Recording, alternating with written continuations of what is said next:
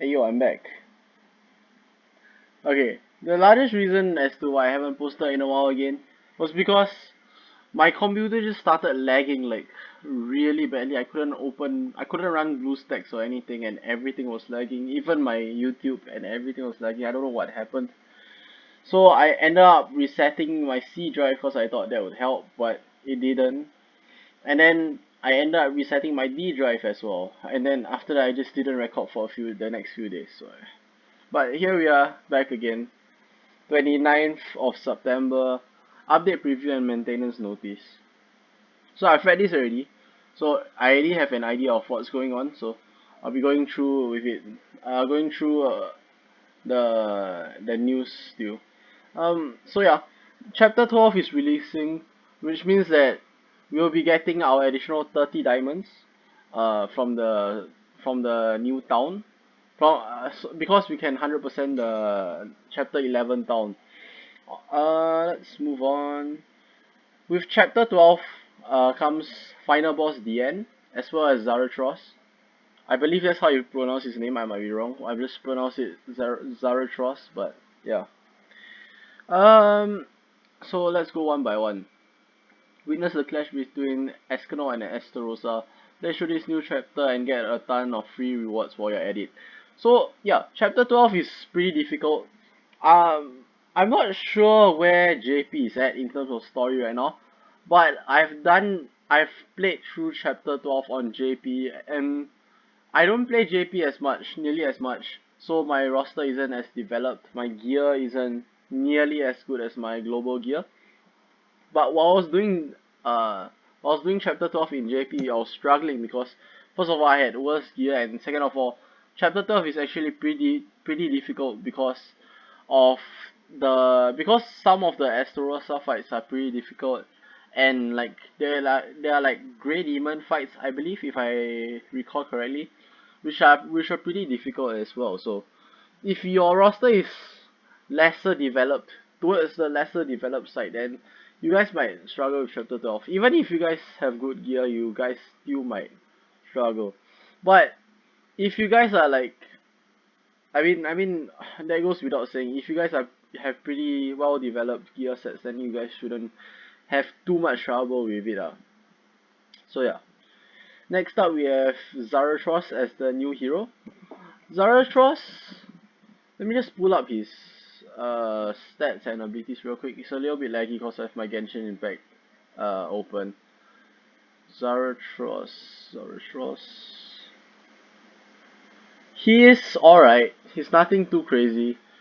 He, as per usual, when a new character comes out, the UR gear drops for the character as well. But I wouldn't recommend anyone make UR gear for him unless you're a whale.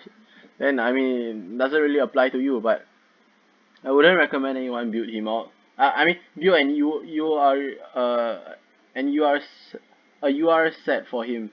I wouldn't recommend anyone do that. You can build him out because okay, he's generally like not that great, but for Grey Demon, for Grey Demons is actually like really good.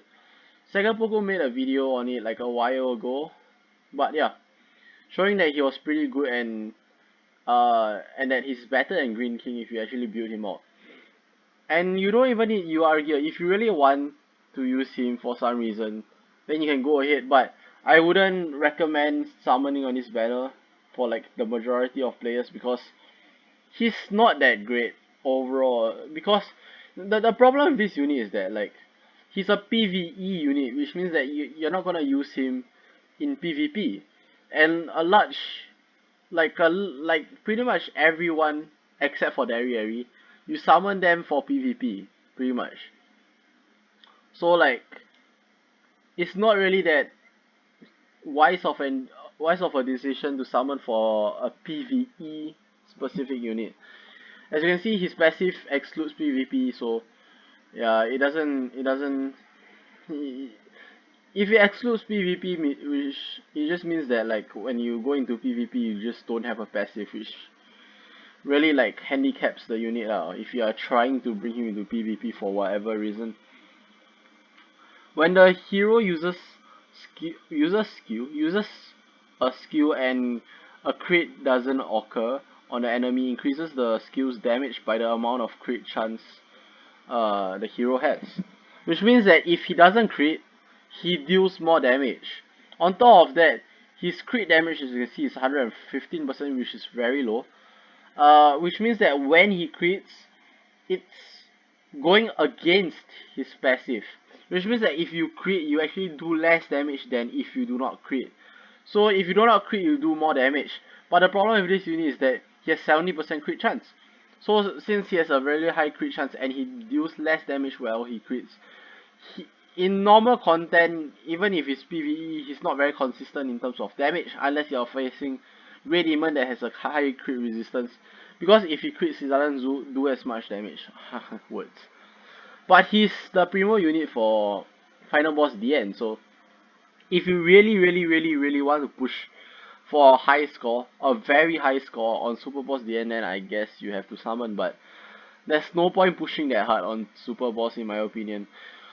His other cards are alright, like Shatter, Ignores Resistance, Single Target, AoE, and then here has Charge, so, and his out has Charge, Single Target as well, so he's built for Super Boss DIANE, but you really do not need him. So yeah, Super Boss DIANE obviously comes with like the headpiece, the outfit, and the weapon. As for Super Boss DIANE, I believe you can just run like full Pierce, like Hauser, Blue Demon Melee, and Lilia if I'm not wrong. But yeah, you do not need Zarathros. And if you're not pushing for like probably like top 100, you don't need him. And as for here, there's a new, this is the new banner, new semester special draw, and then there's a 7% SSR rate. Look at the banner, it's not bad. There's Blue Demon Melee, Escanor, I mean, it's alright. It's not the best, but it's not, okay. It's not that bad, but, and it has a 7% SSR rate, which means that it can help towards your Super Awakening coins. But in terms of if you should use diamonds, no. I'll advise against it because like I don't think you should summon for anything except for festival banners at this point. Okay, festival banners, Green Eastin's banner, and like the new collab banner that just came out in JP, which is like the KOF King of Fighters collab, whereby like there are actually like around like I'll say like two really top tier units from that one collab. So it's a really good banner to summon on. So those are the three banners that I would advise summoning on. I do not advise summoning on this banner at all. So I mean if you are well, then yeah, just summon on this to get SSR coins, but other than that I wouldn't recommend summoning at all. And then here they said a chance to get them for free by using new semester special tickets draw that you can obtain from events. So yeah, you're getting pretty much, hopefully we are getting a few free multis, but we might not know that, we might not know, and they might just give us like singles instead. But I'm expecting a few multis for free, so yeah, that's always nice. Free multis and 7% SSR rates, always nice. More SSR coins. As for the new events, there's a new semester check-in event, a new spin event, new exchange shop event. Okay, able to get new semester tickets, draw tickets, private school classroom furniture, and school life costumes, and much more for free, which is nice. Which is nice. I'll always take free stuff. And then there's a new hawk pass, and just like other hawk passes, there's like the free version and the paid version. And here are the free costumes. I'm pretty sure this means that we are having like all three pieces for each set for free, which is like really nice because if you think about it, each of them costs 90 gems, 90 diamonds. So yeah, that's like a lot of free diamonds if you were to buy all of them for some reason. There's 540 diamonds worth of costumes right there for free. So yeah, that's really nice. I'm looking forward to the Dariaries outfit the most, even though I do not have her. Looking forward for the Molescula one as well. and Esterosa, even though I don't have green Esterosa. By right, there should have been like a Gloxinia costume as well, but Gloxinia still hasn't dropped on global, so obviously they are not giving it right now. They might give it in the future when he drops, but who knows. And then there's new costume sets for Zarathros. I do not really care. You do not really need costumes for him, because yo, my head actually hurts from Genshin Impact, so I'm stuttering more than usual. Costume sets do not really like matter that much for Zarathros because he's a PvP centric unit, which means that you do not need like the CC bump. You do not need a CC bump for your character. Like you do not need the CC bump as you do need for like regular PvP units. Yeah. And then we have the new semester special ticket bundles. I'm not too sure what these are. I remember them like talking about new tickets like R to SSR or something. I'm not too sure if this is the tickets for this, but both of them are new semester. Yeah, I think these are draws for this banner, which is weird because they were talking about giving out R to SSR tickets. So I guess we are just getting tickets. We are just getting summons for that banner, I guess. And then here they are giving out furniture decorations and their locations. I'm not gonna lie, I'm not too sure what they do, but here I mean they said here, so I guess I didn't have to have prior knowledge on this. So yeah, I actually haven't read these effects yet, so I'm gonna see if there's anything that is like anything that stands out. Four or four affinity gain depending on level increases when using. Okay. One more IO upon clearing Tavern Quest. Oh wait, one upon clearing Tavern Quest. I mean, I don't know anyone who does that, but if you do that, then you get one IO for free, I guess. 5 money affection while cooking in bun. Okay, changes items. Chest to 5 star. Okay.